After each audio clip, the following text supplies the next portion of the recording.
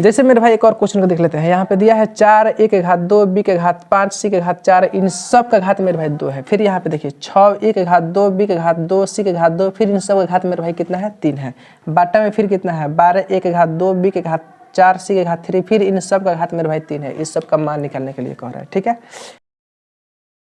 इन सभी का घात ऑलरेडी कितना है 2, यानी कहने का मतलब 4 का भी घात 2 है, a के घात 2 है, इसका भी घात 2 है, फिर b के घात 5 है, इसका भी घात 2 है, फिर c के घात 4 है, फिर इसका भी घात मेरे भाई कितना है, तो कहिएगा 2 है, ठीक है। यहाँ पर कुछ नहीं है, इसका मतलब क्या रहता है मेरे भाई गुना रहता है। फिर इन सब का घात 3 है, ये कहने का मतलब है 6 का घात भी कितना है 3 है। मतलब a स्क्वायर का घात भी कितना है 3 है, कह सकते हैं b स्क्वायर का घात भी कितना है 3 है, फिर यह c स्क्वायर का घात भी कितना है मेरे भाई 3 है। बाटा में यहाँ पे देखिए इस सब का घात 3 है, इसका मतलब हुआ कि 12 का घात भी 3 है और a का घात 2, इसका भी घात कितना है 3 है, फिर b का घात 4, इसका भी घात कितना है तो 3 है, और c का पावर 3 मतलब c का घात 3, इसका भी घात कितना है मेरे भाई तो 3 है, ठीक है। तो मेरे भाई एक काम कीजिए, 4 का घात 2 है, इसका मतलब हम कितना लिख सकते हैं 4 गुने 4 गुने 1 घात 2, इसका घात कितना है 2, तो मेरे भाई हम लोग जानते हैं इसमें होता है गुना, तो 2 दूना 4 हो गया। फिर यहाँ पे गुना b 5 दूना कितना होगा मेरे भाई 10 गुने c ना होगा 4 दूना 8, फिर गुना 6 गुने 6 गुने 6 लिख सकते हैं, कोई दिक्कत नहीं है, ठीक है गुना। तो चलिए अब यहाँ पे कितना है तो 3 दूना 6 हो जाएगा गुने 3 दूना 6 हो जाएगा गुने c 3 दूना मेरे भाई 6 हो जाएगा, ठीक है बहुत बढ़िया। यहाँ पे एक चीज़ देखिए 12 का मेरे भाई घात 3 है, इसका मतलब 12 को हम 3 भी ऐसे लिख सकते हैं, ठीक है मेरे भाई। फिर गुने a का घात कितना है 3 दूना 6, फिर b का घात कितना है 4 तिहाई 12, फिर गुना c का घात कितना है मेरे भाई 3 तिरका 9। यहाँ पर जितना भी कटने वाला है काट दीजिए, 6 कम 6 6 दूना 12, 6 कम 6 6 दूना 12, 6 कम 6 6 दूना 12, सब कट के ख़त्म हो गया, 2 दूना 4 और यह 2 से 2 खत्म हो गया, फिर है 2 दूना। यहाँ पे जो कटने वाला था उसको तो हमने काट दिया है। आपको एक चीज़ याद रखना है, यहाँ पे अगर एक घात मान लीजिए m है गुने एक घात n है, ठीक है।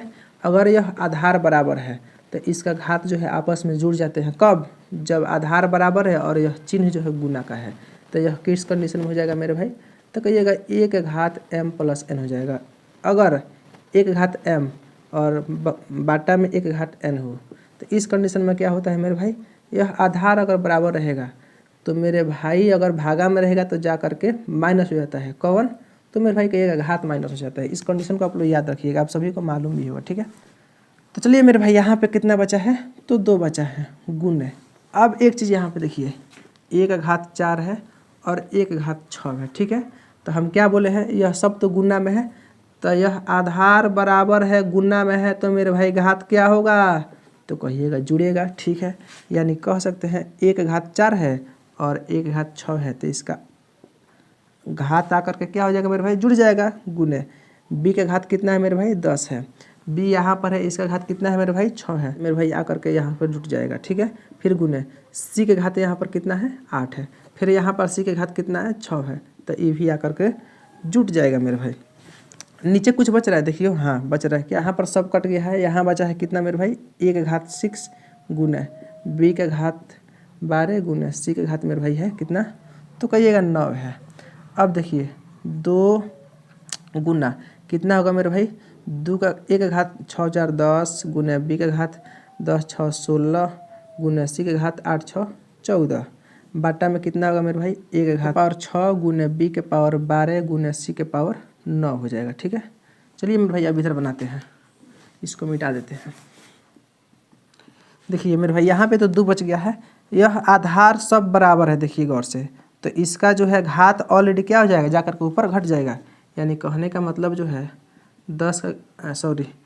1 घात हमारा 10 है और यहाँ 1 घात 6 है, भागा में है, आधार बराबर है, तो 6 जाकर क्या हो जाएगा तो कहिएगा घट जाएगा।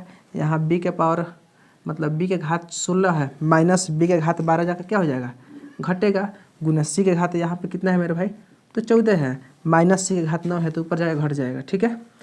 अब इसके बाटा में तो कुछ है ही नहीं है, ख़त्म हो गया, ये तो ऊपर चला गया है। तो 2 गुने 1 घात कितना बचेगा 10 में से 6 गया मेरे भाई कहिएगा 4, b के घात कितना बचेगा 4 गुने c के घात कितना बचेगा 5। यानी कहने का मतलब 2 a के घात 4 b के घात 4 और c के घात 5।